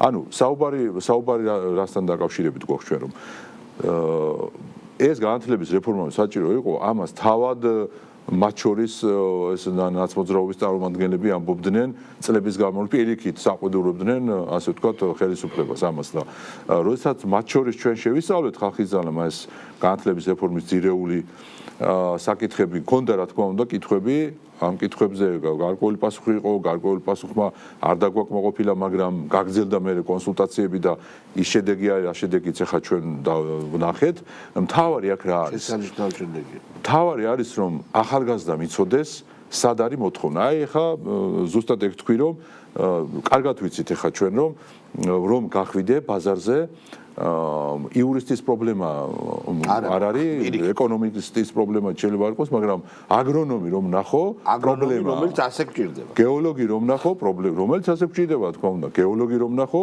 პრობლემა ანუ ისეთ ტექნიკური დარგები, რომ ელემენტარული შემდგებელი, პროფესიონალი შემდგებელი რომ ნახო. ეგ პროფტექნიკური სამბავია. კი ბატონო, ხო და ნახე რას ვამბობ. ნახე რას ვამბობ. როდესაც ახალგაზრდა, ეხლა ძალიან კარგია რომ ეს კოლეჯები საკმაოდ იტვირთება. როდესაც ახალგაზრდა ხედავს, რომ ბაზარზე ისეთი მაღალი კონკურენცია არის, ხა ის იურისტი და ხო ეკონომისტი ამდენი აღარ ჭირდება ამ და ან ნებისმიერი სხვა დაუშვათ ამ შემთხვევაში პროფესიის ადამიანი, ის მერე გადაწყვიტავს გადაწყვეტილებას მიიღებს რომ მოდი რა წელიწად ნახევარია თუ 1 წელია თუ რამდენი წარი ამ კოლეჯში შევალ 2 წელი ხო რამდენი წელი 2 წელი იყოს ის კიდევ რომ საკმაოდ მაღალ ანაზღაურებადია კარგად ვიცით მაღალი პროფესიონალი კი ბატონო 15000 ლარი ხო პროფესია კი ბატონო და ამიტომ იგივე აგრონომი იგივე ვეტერინარი აი ძალიან ბევრი პროფესიაა ისეთი რომელიც საკმაოდ მაღალ მოთხოვნა არის ამ ახლა ჩვენ საუბრობთ იმაზე რომ თქვათ ფერმერები განვითარდნენ და იმ ფერმერებს ვეტერინარი ხომ ჭირდება ასეთი რა თქმა უნდა აგრონომი ჭირდება როდესაც ამხელა ათასობით ჰექტარებია დამუშავებული და ასე შემდეგ ასე რომ ეს თავისთავად მოიტანს იმას რომ აუცილებელი აღარ იქნება რომ ხო ყველამ ან ყოველმა მეორემ უმაღლეს დაამთავროს და მერე ეძებოს სადმე სამსახური ეს პრინციპი ნენელა ჩანაცვლდება აი ამ რეფორმიდან გამომდინარე კიდევ ერთხელ მე ჩვენ რადიო ასხუთი გავაკეთეთ 94 წელს და ვიყავით ერთ-ერთი ინსტიტუტის შენობაში და გაბარტახდა ქვეყანა და შუქი არ იყო და მახსოვს არც ლიფტი რა თქმა უნდა და ავდიოდი ამ სართულებზე და ღვარცოფების ლაბორატორია, მეწყერების ლაბორატორია და მიკვირდა და მეცინებოდა მაშინ და ცოტა სულელი ვიყავი. თურმე რაოდენ საჭირო პროფესიებს ეუფლებოდნენ მაშინ ეს ადამიანები, იმიტომ რომ ღვარცობის შესწავლა თუ არ გინდა, მეწყერის და ასე შემდეგ, ჩამოგეშლება, დაგენგრევა ეს. სპეციალისტები თავიდან არის. რა თქმა უნდა. თუნდაც ეს რო ავიღოთ, ხო, გეოფიზიკოსი, მაგალითად, ქიმიკოსი, ქიმიური ბიოლოგი, ფიზიკური ბიოფიზიკა, ესენი, რაც უშუალოდ უნდა ჭირდება რა ყოველდღე რომ იცოცხლოს ქვეყანამ. ეს აღარ არის რა. საბჭოთა კავშირის დროს იყო. კი ბატონო, აი ძალიან ასე ვთქვათ, მოკლე დროს წავიღებ. ენერგოპროდან დამიკავშირდნენ და მით გითხეს რომ ახალგაზრდებს თუ მოგვიძებნითო, რომლებიც აი ინჟინერები, რომლებიც ელექტრიკოსები, რომლებიც ყველა სჭირდება ყოველთვის და რო დაგჭირდეს შეიძლება ვერ ნახო და ვერ მოიძიო პროფესიონალი ელექტრიკოსი. 800 ლარს აუნიშნავდნენ ხელფასს სწავლაში ახალგაზრდებს, ხო, ნუ სტაჟირების ამბავში. კი ბატონო, მაგრამ 500-დან 800 ლარამდე ექნებოდათ ხელფასი, ნუ რაც გინდათ ის დავარქვათ, ასწავლიდნენ 6 თვის განმავლობაში, ოღონდ იმ პირობით რომ შემდგომი 6 თვე მინიმუმ იმუშავებდა, თქვათ აი იმ სფეროში. და კაი ხელფასი ექნებოდა. გაჭირდა ასეთ ტიპის ახალგაზრდების მოძიება. ხო, ანუ რატომ ვიცი თქვენს? ნუ გაჭირდა, ნუ ხო რა ვიცი ხა. აი ნახეთ რატო ამას ვამბობ რომ აი თქვათ როცა ჩვენ საუბრობთ რომ ეს უმაღლესი განათლების რეფორმა ამასაც მოიტანს, როცა ნახავს რომ იქ ხა თუ გინდა რომ თქვათ გახდე რაღაც არ ვიცი ხა ექიმი ან რაღაც იურისტი, ადვოკატი შემდგომ ან ეკონომისტი, იქ უფრო დაგჭირდება ძლიერი მომზადება, ჩაბარება და შემდგომ კი ბატონო, თუ არა და მაშინ თუ შენ გაქვს ამის რესურსი, რომელიც არაფრით არ ჩამოვარდება, ეხა ელექტრიკოსი პროფესიონალი თუ არის, არაფრით ჩამოვარდება ის ექიმს ან ადვოკატს. აბატანდი და ნახე. ხო, მაგას ვამბობ. ეს მიიღებს გადაწყვეტილებას, ამას ვამბობ ზუსტად, რომ პოპულარიზაციაც უნდა. კი, პოპულარიზაციაც დაჭირდება ყველაფერს ამ კოლეჯებს. კი ბატონო, ნელ-ნელა ეს მოხდება. ეხლა გადავიდეთ სხვა სფეროზე, საერთაშორისო სფეროზე. თქვენ ოპოზიციაში ხართ და უფრო კონსერვატიულები ხართ, ვიდრე ქართული ოცნება. კი ბატონო. ამ ხრი უწევთ კონკურენციას ქართულ ოცნებას. ჩვენ უყურებთ დაუსრულებელ თავდასხმებს ჩვენს ქვეყანაზე და არა პარტიაზე მართლზე. განსაკუთრებით ეს გერმანიის ელჩი, ევროკავშირის ელჩი გამოირჩევა რიგი ქვეყნები. თქვენ ხელისუფლებაში იყოთ, როგორ მოიქცეოდით ამ შემთხვევაში? მოგწონთ როგორ იქცევა ჩვენი ხელისუფლება? მე გონია რომ კაცრი იმიტომ არ არის, რომ მეტი პასუხისმგებლობა აქვს და არ შეიძლება მაგალითად დაბარება ან გაძევება ელჩის. თხილად მოქმედებს. მე ამით ვსწრებ, თორე გასაგდები არის ის გერმანიის ელჩი შეშერბერჩის. კი ბატონო, სხვა ჩვენს საკითხი, როდესაც მედიამ დამისვა თქვი რომ რა ვიცი, პიტერ ფიშერი ერთი წავა, პიტერ ფიშერი ორი მოვა. ეს ვიცით და ასე ვთქვათ, ასევე იყო ჰერჩინსკიზე. კითხეს რომ თქვათ აი რატო არ ითხოვს ხა. ხო, არა, ნახეთ ჩვენ ხა თქვი რომ თქვათ კონსერვატორულად გამოვიჩევით განსაკუთრებით 3 წლის წინ, როდესაც ჩვენ ვთქვით რომ ბევრი რამე არის სათქმელი, იმიტომ რომ ხალხმა ეს ყველაფერი უნდა იცოდეს, სხვანაირად პოზიციონირება გაუჭირდება საზოგადოებას, დღესაც რა თქმა უნდა ამაზრზე ვართ და დღესაც ზუსტად უყურებთ სწორედ 1, 2 და 3 წლის შემდგომ პერიოდებს და აქედა გამომდინარე ვაკეთებთ ამ განცხადებებს. მაშინაც ახლა ხო გახსოვთ როგორ იყო 3 წლის წინ და 2 წლის წინ ჩვენი განცხადებები ნუ არ ქარცეცხლში გადიოდა ხოლმე, ხო? ქარცეცხლში გადიოდა და თურმე აღმოჩნდით მართლები. დღეს ახლა ჩვენ ქართული ოცნება შემდგომ 2-3 წლის მერე თვითონ გაგვასწრო უკვე ამ განცხადებების კრიტიკულობაში, მაგრამ თვითონ ევროკავშირმა და ამერიკის შეერთებული შტატებმა გაგვასწრო ჩვენ ხალხის ძალას კრიტიკაში ევროპის მიმართ, ხო? ანუ დაგვიდასტურა. ახლა ჩვენ ხო ვამბობდით ამას, რომ ევრობიუროკრატიაში პრობლემა იყო და უნდა გამოესწორებინათ ტრამპმა, იგივეა, იღუპება ევროპა და გონს მოეგოთო პირდაპირ უთხრა. ჩვენ ხო ვამბობდით, რომ შავი ფული შემოდიოდა მათ შორის USAID-დან და იხარჯებოდა პოლიტიკაში. დაახურა ზუსტად მაგ მიზეზით დაახურა. სხვაგან კი ბატონო ამას მოაკეთებთ. ხო, დემოკრატიული პარტიის მესვეურთა მიერ უკონტროლო დახარჯული მილიარდები. სხვა ქვეყნებში პოლიტიკაში ჩარევისთვის პირდაპირ თქვა. და მე ამჭირდება ესო. კი ბატონო. პირდაპირ დაველაპარაკებით. ახლა მე კიდე ერთი საკითხი. ჩვენ ხო ამბობდით, რომ ეს LGBT სიგიჟეები არ შეიძლებოდა და გვეუბნებოდნენ, აბა ვინ გახევს თავს და შენ. ტრამპმა იგივე გააკეთა აბსოლუტურად თავიდან ბოლომდე ამ მოყევებს. 17 მაისი გამოაცხადა ეროვნული ლოცვის დღედ, ხო? მე გამოვედი და ვთქვი რომ სად არიან ახლა ეს ვთქვათ, პრაიდის დამცველი საზოგადოებები რატომ არ გამოდიან და რატომ არ ამბობენ, რომ ეს რაღაცა ადამიანის უფლებების დარღვევა მოახდინა ამერიკის პრეზიდენტმა.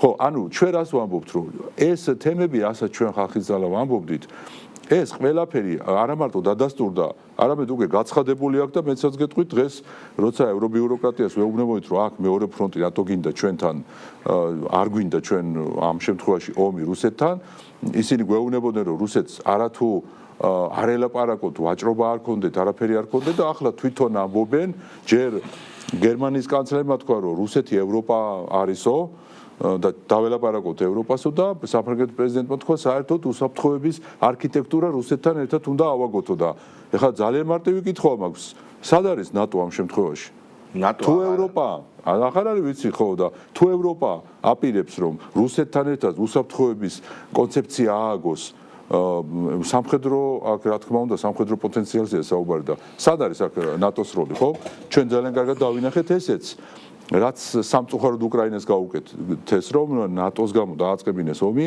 და ეხლა უთხრეს რა ნატო რის ნატო ორი ნატოს წევრი ქვეყანა ერთმანეთს თვითონებისთვის ეხლა ტერიტორიასთან დაკავშირებით ეს მოცემულობა შეიქმნა ასე რომ ჩვენი ეს დამოკიდებულება რომ წინ დახედულებით რაღაცა განცხადებები აუცილებლად უნდა გავაკეთოთ და პრევენციული ხასიათის ზომები ეს რა თქმა უნდა ისე რჩება ჩვენი საგარეო პოლიტიკის პრინციპი რაც იყო ეს რა თქმა უნდა ისე რჩება პოლიტიკად და გვაქვს საკითხები კიდე ბევრი ისეთი იგივე საკადრო თემა იქნება თქვათ განათლების თემასთან დაკავშირებით პრინციპული შეუთანხმება არ ქონდა იმიტომ რომ ვიცოდით რომ და ვიცით რომ ეს საჭიროა ამ შემთხვევაში აუცილებელია ჩვენ ვიქნებით პრაგმატული ჯანსაღი კონკურენციის მქონე ოპოზიცია საპარლამენტო რომელიც იქნება საქართველოში უკვე არის პრინციპში ისეთი პოლიტიკური ძალა რომელმაც ჯერ საქმე გააკეთა და მე ჩამოყალიბდა პოლიტიკურ პარტიად როგორც წესი ეს პირიქით ხდება ხოლმე ჯერ სახელი არის ალბათ ვერ მოიფიქრებს ხო ვერ მოიფიქრებ ეხლა რომ ითხრა აი ამ დასახელების პარტია ხო არის საქართველოშიო ვერ იტყვი ასეც იმიტომ რომ თქვა აუცილებლად იქნება დარეგისტრირებული ხო სადღაც აუცილებლად იქნება მაგრამ საზოგადოებამ არამც თუ არ იცის მისი გაკეთებული საქმეები ძალიან მწირია ანუ ჩვენ ეს პირიქით ჯერ საქმე გავაკეთეთ საზოგადოებამ დაინახა აღიარა და მე თვითონ მინდა პოლიტიკაში პირდაპირ თქვა რუსულ საქმეს ვაკეთებ თურმე რუსი ოლიგარქი გმართავს რუსეთთან არ არსებობს რუსეთთან ესეთი კავშირი მე ხო ზუსტად ვიცი ნამდვილად ვიცი არ არსებობს ხო იტყოდნენ არა ჯერჯერობით ეს როგორ დაიმალება 4 წლის მანძილზე ომი 4 წელი მიდის ეგ როგორ დაიმალებოდა გამადიდებელი შუშებით უყურებენ ჩვენს თითოეულ სიტყვას იჭერენ რა თქმა უნდა ჩვენი ხელისუფლების წარმომადგენლები თითოეულ სიტყვას იჭერენ მაგას გამოაპარებდი იქაუს სპეცსამსახურებს რომ რაღაც გარიგებებია და ასე შემდეგ ჯერ ერთი არ არსებობს ეს გარიგება ჯერ ერთი და მე მეორეც კიდევ ერთხელ ხას ვუსვამ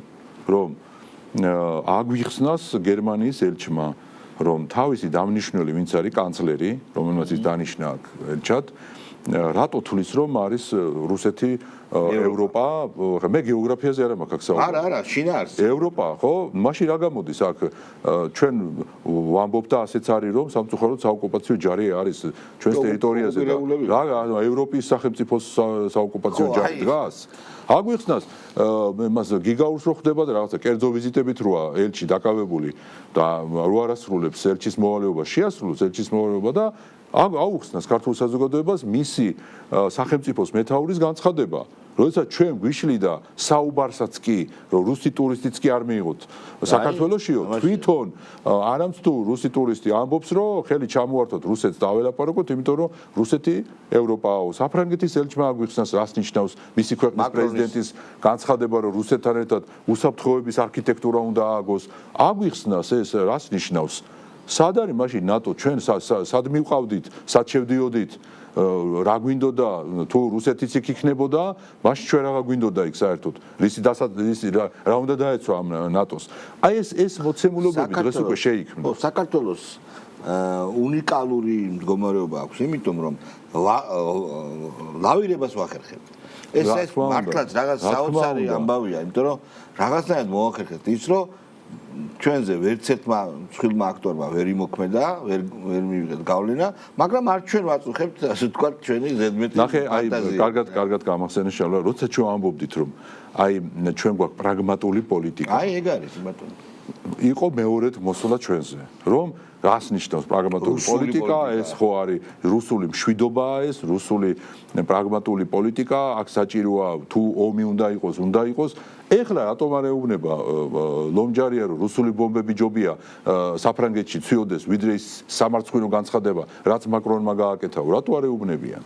ხო, ეხლა წარმოიდგინე რომ ჩვენ გვეთქვა რომ ჩვენ უნდა მოვახერხოთ მშვიდობა გქონდეს რუსებთან და ავაგოთ უსაფრთხოების არქიტექტურა ერთად რუსეთთან. ჩვენ რო გვეთქვა ეს განცხადება.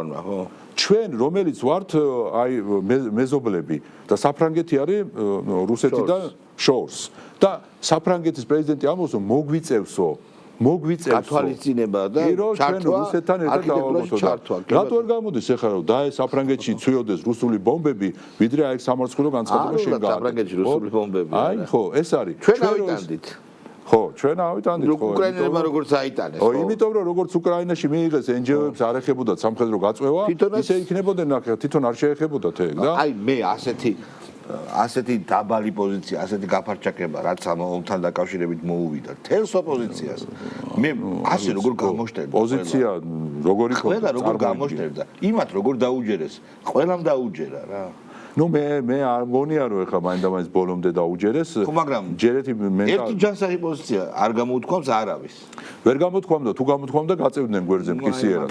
ეს მომენტია. იქ არის დიქტატურა, იცი მე მგონი. რა თქმა უნდა, იქ ეს მომენტია. იქ არის და ჩვენ გვაბრა ახლა თვითონ ამერიკა ევროპაში არის ატეხილი ამერიკა ებრძვის თავისუფლებისთვის ევროპას ილონ მასკის იქსი რომ დაბლოკეს და სანქციები რომ დააწესეს და ბრალდება პირდაპირ აქ ვიცე-პრეზიდენტმა თქვა და მე მგონი რუბიოც იტყვის ახლა მიუნხენის პრესკონფერენციაზე რომ თქვენ გადაუხვიეთ თქვენს ევროპულ გზას უთხრა თავისუფლებას ზღუდავთ უთხრა კი და ჩამოყალიბეთ რაღაცა. თქვენი პრობლემაო პირდაპირ უთხრა არც ჩინეთშია და არც რუსეთში. თქვენი პრობლემა არის თქვენშიო. რომ იქ არ აქვს სწორად აგებული თქვენი სამომავლო პოლიტიკა. და სულ ცოტა ხნის წინ ფიქრობდნენ რომ როგორ უნდა გადავარჩინოთ გრენლანდიაო და ეგ საკითხი ჯერ დახურული არ არის. ხო, აი არ არის ეგ. ნატოს ერთი წევრი ქვეყანა ედავება მეორე წევრ ქვეყანას ტერიტორიას და ნუ ნატოს წევრ ქვეყნებს შორის არის ეს და ეხლა არა ნატო წევრ ქვეყანას ვინ დაიცავს ამ შემთხვევაში ხო ევროპა ისეთ მდგომარეობაში ჩაიყენა თავი რომ აბსოლუტურად ძალიან კრიზისული სიტუაცია პარტნიორად აღარ ვარკა რა რეალურად რა პარტნიორად პირდაპირ ბალტიისპირა ქვეყნები აცხადებდნენ შვედეთის პრემიერი აცხადებდა და ეხლა უკვე გერმანია საფრანგეთიც პრაქტიკულად იმეორებს რომ რეალურად ომი იმიტომ უნდათ უკრაინაში და მერე საქართველოში მეორე ფრონტი რომ რუსეთს არ მოეცალა ბალტიისპირა ქვეყნისთვის და ზოგადად ევროპისთვის ამას პირდაპირ ამბობდნენ მე ხა იმპლოდნებენ ფულს ძალიან დიდს ხო აი ეს მოცემულობა არის პასტორიუსი არის გერმანიის თავდაცვის მინისტრი და თქვა რომ ჩვენ ესა იარაღის მარაგი გაგვითავდა მაგრამ ფულს მივცემთ და წარმოიდგინეთ ხა სინგიჟე სრული გერმანიის საშუალო სტატისტიკური მოქალაქეს აწყობს ახლა ეგა ხო ხედავთ გერმანიაში აქციებზე გამოსვლებზეა გაფიცვებია საზოგადოებრივი ტრანსპორტი ჩერდება რატო ხდება ეს ხო ევროპაში ესე მარტივად გამოიძებს ეს ამბავი იმიტომ რომ ასე დიდხანს ვეღარ გაგრძელდება ბატონო გურამ უღმესი მადლობა მოგზაურდით რომ ვისაუბრეთ ყოველთვის საინტერესოა თქვენი მოსმენა და გელით მომავალში გურამ მაჭერაშვილი იყო ჩვენი განცხადების სტუმარი ზაზას ველოდებით ჩატირიშვილს რეკლამაში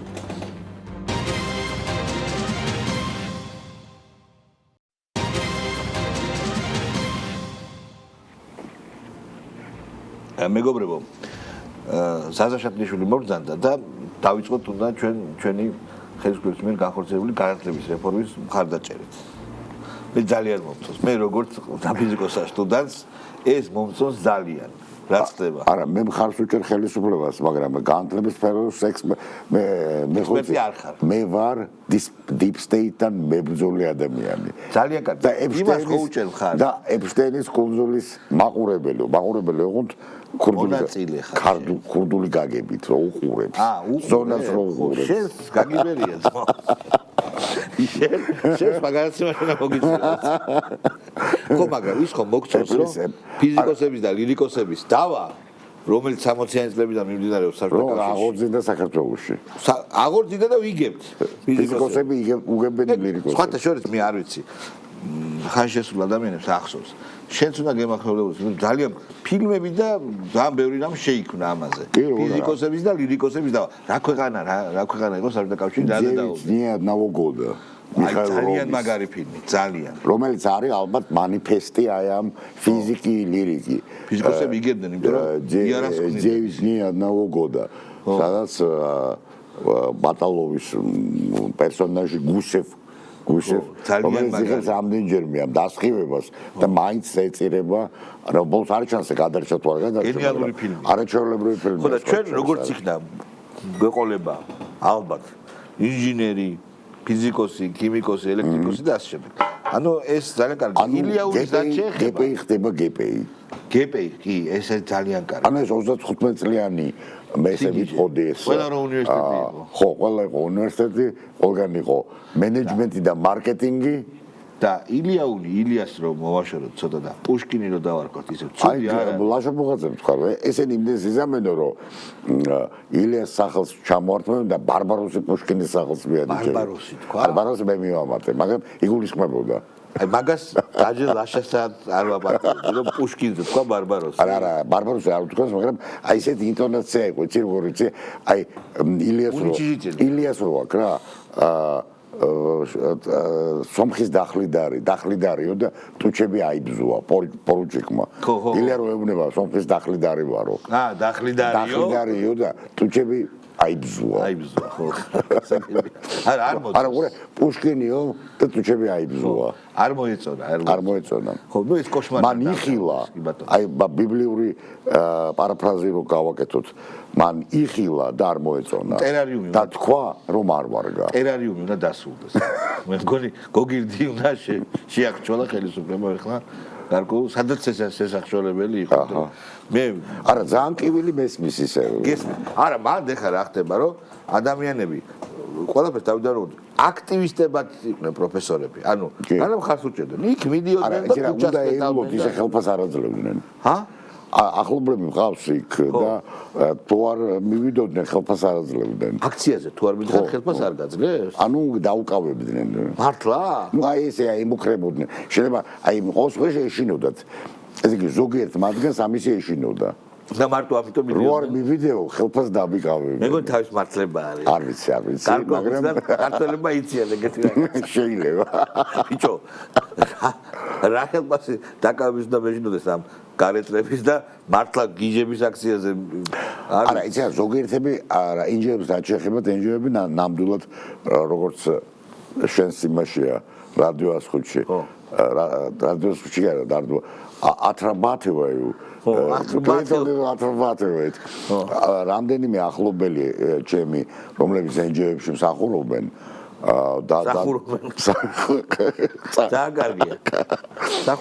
სახურობენ დადიოდნენ ამ იმაზე რუსთაველზე მე მაგას და მე ჩაგიგდე ბოკერიას რაღაცა გამონათქვა 91 წელს არის მეთქი ბოკერია ჩარჩენილი აი ხა დაიშალა საბჭოთა კავშირი გუშინ და ეხა არის ყველაფერი მოდის ნათელი დაპადი რა დასავლეთი და ეს ბოროტი 35 წელი არ ყოფილა ანუ ეხა რაც ხდება სოფლიოში ეს უნივერსიტეტიც ხო თუ ინსტიტუტი პუშკინია თუ რაც არის ესე იყო რომ აშკარად დაღი ქონდა არა მე ძალიან მახსოვს 25 წლის წინ დაიწყო ეს ყველაფერი და აი რო გიტყვენ აი შენაგიხსნია ბევრი კარაგმა კორონიკონის კენტი და ლუცი აი გაიარა ამ 25 წელმა როგორც აი პლატონის დიდი აიონი ბორბალივით დატრიალდა და თითქოს არც ყოფილა და ყველაფერი დაბრუნდა უცხოენებსა და პუშკინში ანუ მარტო პუშკინი კი არ არის უცხოენებია ანუ ძირითადი ბირთვი იქ ეხლა ხორობის გარეშე რო ვთქვათ და მოსახლეობამ რო იცოდეს ძირითადი ბირთვი რომელიც იყო გამწევი ძალა და ფულვისაც შემოქონდა და იქ ჩემი ძალიან ახლობლები არიან უძველესი დროიდან უცხოენების ინგლისური სპეციალისტები მაგრები მე გეტყვი 120 მაგისტრანტი ყავს ზოგიერთს მაშინ როდესაც აი ამ ახალ ფაკულტეტებზე 1-2 და აი ეს ძირითადი გამწევი ძალა ყოველთვის იყო ეს ინგლისური სამწუხაროდ გააუქმეს ფრანგული რომანული ენები ძალიან კარგი სპეციალისტები იყვნენ უკვე აღარ არა იქ ახლა ისეთი სპეციალისტები არიან უყურე რა არის ეგ არის ხალხი მაგალითად რომელიც კითხულობს ინგლისური ენის ისტორიას დაწყებული ტოლკიენის დონის ბეოვულფიდან. ტიპი. არა, აი ხომ ბეოვულფიდან დაწყებული. ეგეც არ გჭირდება. როცა ჯერ კიდე გერმანიკული ენა იყო, მერე გაიარა ეს ფრანგული პერიოდი ჩოსერის და მერე მოვიდა კინგ ჯეიმსამდე, ანუ ბარბაროსული და გარდაიქმნა მეფე იაკობის ბიბლია და მეფე იაკობის ბიბლიიდან თანამედროვე ინგლისურამდე. ამის ბევრი სპეციალისტი ჩვენ არ გვინდა. ერთი რიც ხო, მაგრამ არის ეს ხალხი. არის ხო, არა, და ამ ხალხზე დგას. ანუ ეს ყველაფერი გაქრება როგორც სიზმარი ღამისა და დარჩება ბაზისი და ზედნაშენი გაქრება. კი, ზედნაშენი გაქრება, კი ბატონო. ხო, ტექნიკური მეცნიერებები რო აი ძალიან კარგია. რატომ მოხდა? ეხლა მაინტერესებს.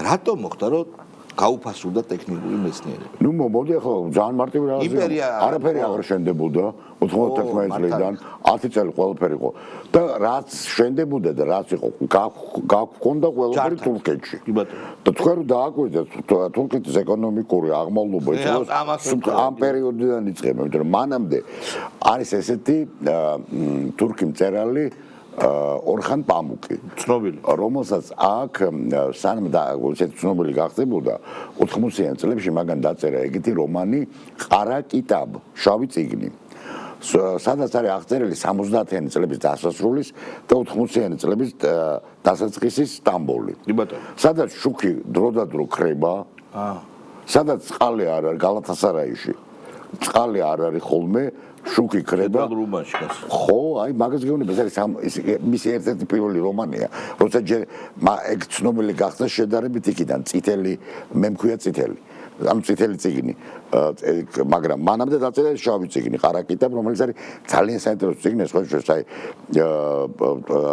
სტამბოლში აი ამ პოლიტიკურ მკვლელობებზე და იმას და ჟურნალ ორი ესეთი მეტარომანია ორი ნაწილი ესე იგი ერთი არის აი სტამბოლის ასე ვთქვათ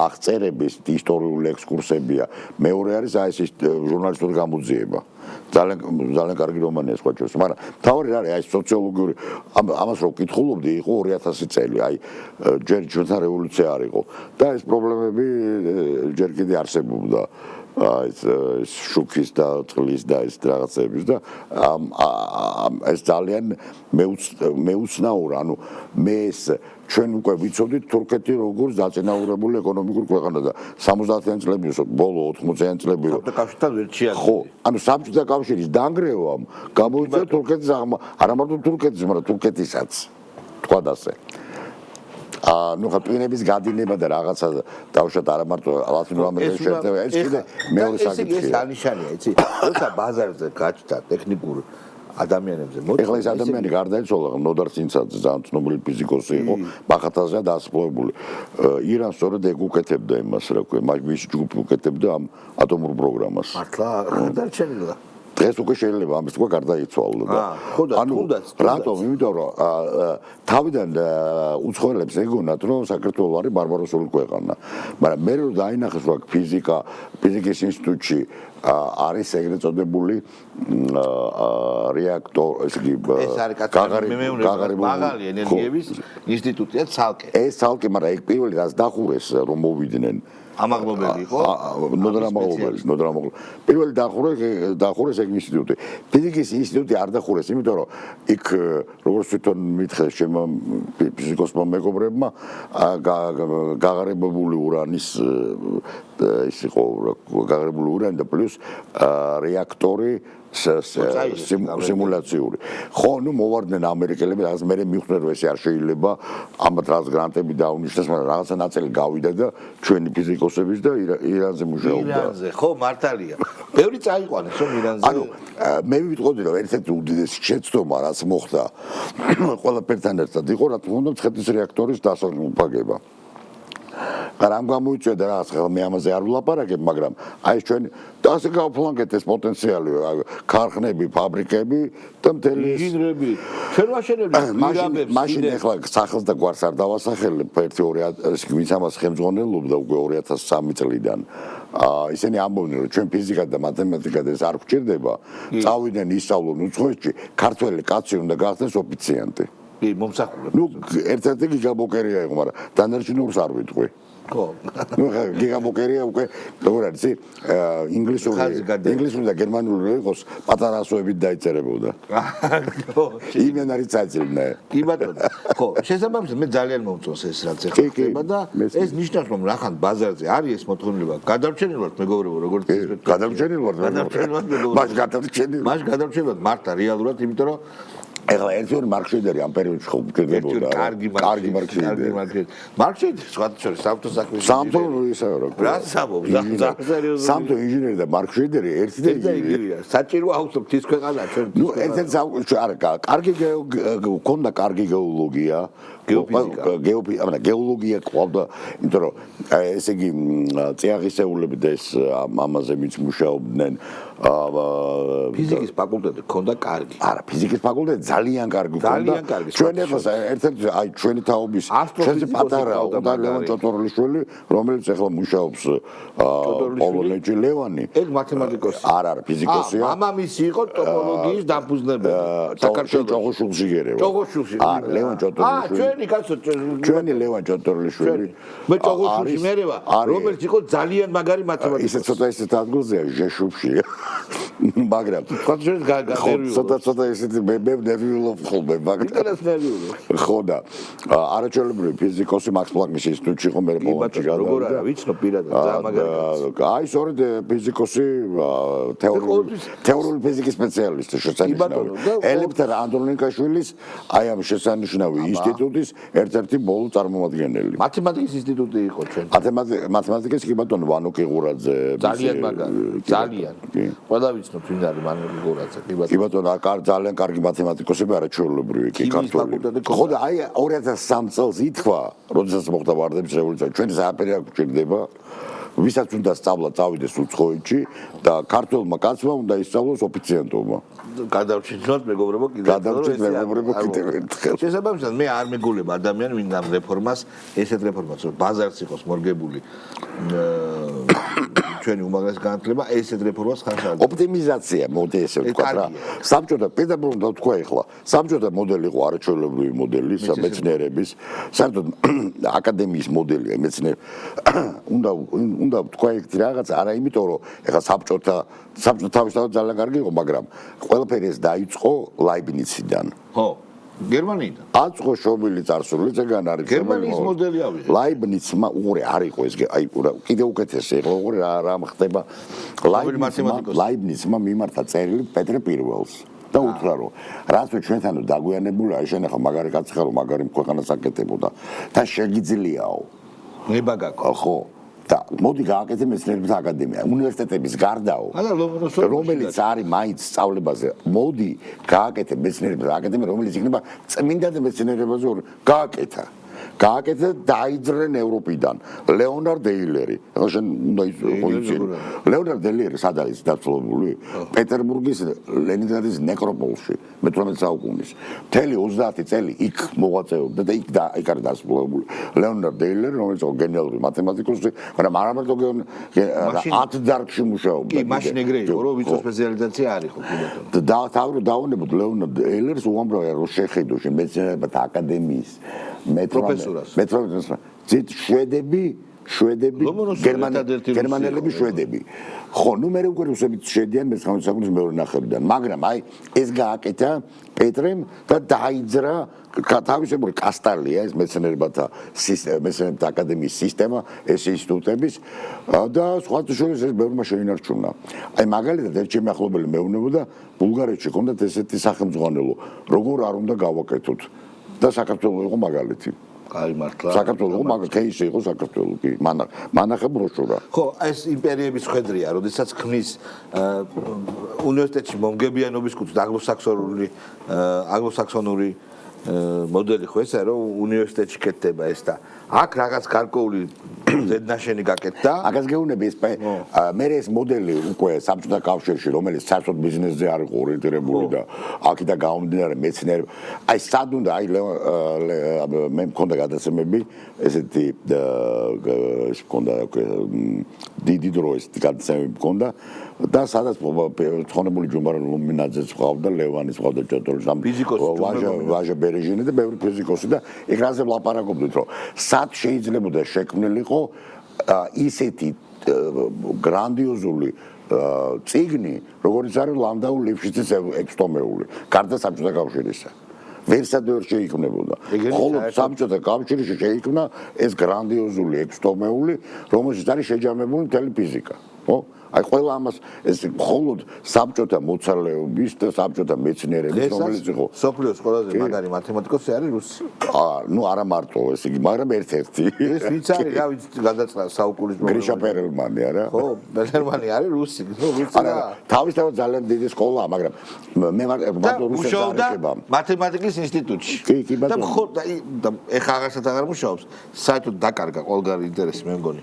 აშ მე რაღაცაზე მუშაობს. საკეთებს შეიძლება რაღაც გენიალურზე მუშაობს. ხანდახან გამოდის დედასთან ერთად. დედასთან ერთად და უყურე მხოლოდ საბჭოთა მეცნიერებას და დოტაციურს ესეც შეეძლო შენახვა ასეთი ადამიანები. ესე წარმოგიდგენთ ახლა რა დონეზე ავედით, რომ აი როგორ აღარ დაგიდებთ კონიუნქტურას, რომ აი ერთ საათი პირდაპირ ეთერში საბჭოთა კავშირს ვასხებთ ხუთებას. მოდი ეს საბჭოთა მეცნიერები. ჩვენ ქართველებს რეალურად ძალიან კომპლექსი მუსხელიშვილი, ვეკუა, ვიქტორ კუპრაძე, უზნაძე, ყველა და ფსიქოლოგია კი ბატონო. ქიმიკოსები, ბიოლოგები, ბერიტაშვილი, იგივე ელექტრა ანდრონიკაშვილი და მისი გენიალური ციგნი ვახხანიანი აჟიტკამ გელი. სხვაჯერ გენიალური ციგნი. არა, მისი ძმა ირაკლი ანდრონიკოვი, უდიდესი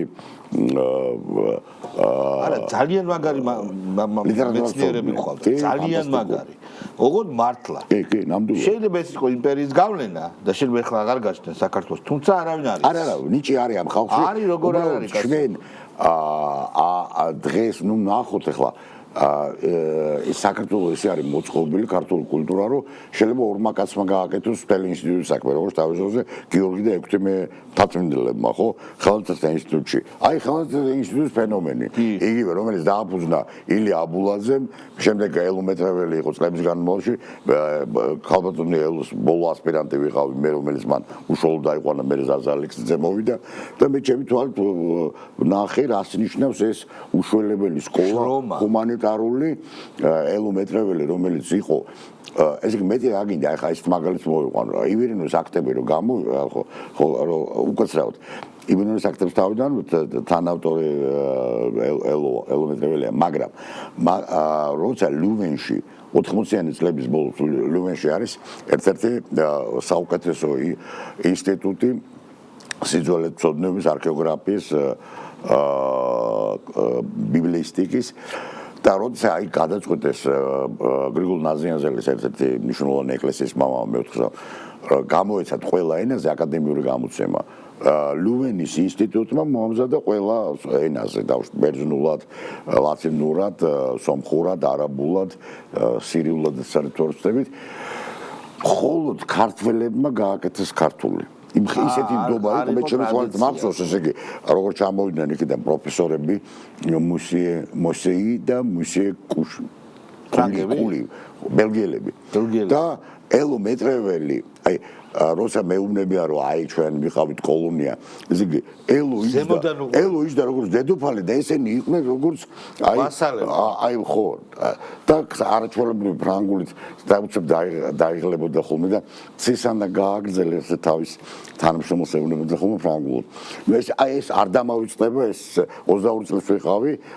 მაშინ ვიყავი ასპირანტურის პირველ კურსზე და რაღაც ჩემი თვალით ნახე ეს რაღაც საოცარი მოვლენა კიდევ ნახავთ ჩვენ დაწინაურდა თავარია იყოს შვიდობა და თავარია ეს ომი დასრულდეს რაც მოხდება კიდე ზაზა დიდი მადლობა ჩვენ ძალიან საინტერესო და ამაღლებელი ექსკურსი გავაკეთეთ კი ნამდვილად ვითაც დავიმსახურეთ ლიბერდებილების კიდევ ერთი პორცია რისხვისა მაგრამ უკვე აღარ ეტევა ჩვენ დამი რისხვა სარისხვეთში კი და ჩვენ ეს აკლებად გვაგებთ დიდი მადლობა მეგობრებო ძალიან დიდი მადლობა რომ გიყურეთ ჩვენ პარასკევს აუცილებლად შევხვდებით ერთმანეთს